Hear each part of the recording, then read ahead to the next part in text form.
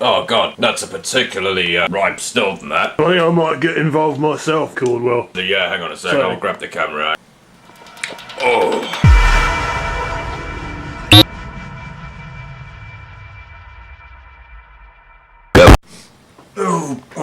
Low-rent changing rooms. If you've had a verruca rotting on your foot for a couple of months, it's not exactly fresh, but at least it still has a blood supply. It's probably not unlike the bio bins in the back of the chiropodists, where all the warts and verrucas go to rest. And from a biological point of view, very complex, very interesting.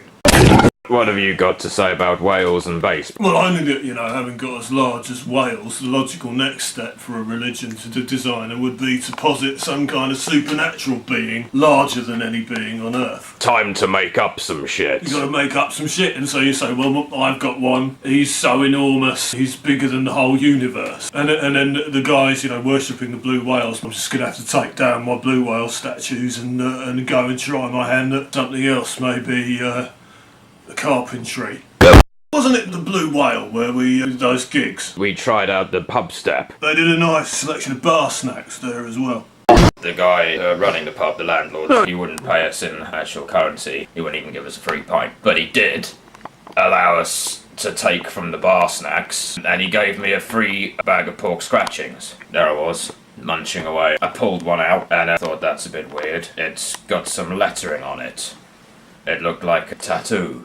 Obviously, pigs are branded. The pork scratchings obviously can come from most of the pig's surface. The ink in question said mum. It still had some hair on it.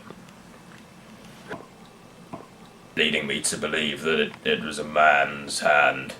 A lot of people get mum tattooed on their knuckles. But like I said, I was ashamed because I thought, this is what I'm being paid to perform at this establishment. I've done the gig now. I'm not about to throw away my payment, so I chowed it down.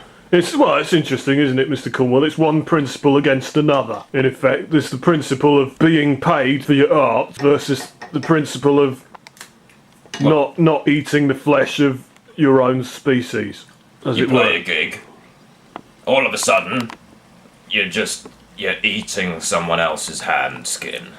I went thinking about how that could have occurred. It strikes me that maybe some guy in the pork scratching factory, getting a bit jiggy, lost his hand in the bacon slicer. Oh, it's an interesting hypothesis. It does suggest that perhaps the quality assurance practices aren't 100% up to par. I'd say somewhat substandard. He'd have seen the hand sort of go in, and then obviously there would have been the mincing stroke scratching process. It's not the kind of thing that you can just put one of those chef's blue plasters over the end. Oh, hi, Harry. Where's your hand? Oh, it's just a cut. Yeah, but your hand's missing, mate. The other prospect, what if this Harry fella, what if it was a murder victim of his? Oh.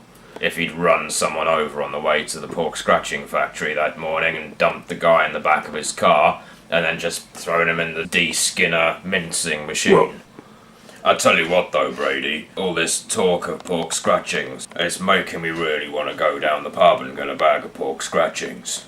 That's not necessarily to say that I would go out of my way to eat man flesh. I don't know, there's something about their salty, scratchy goodness that really appeals to me.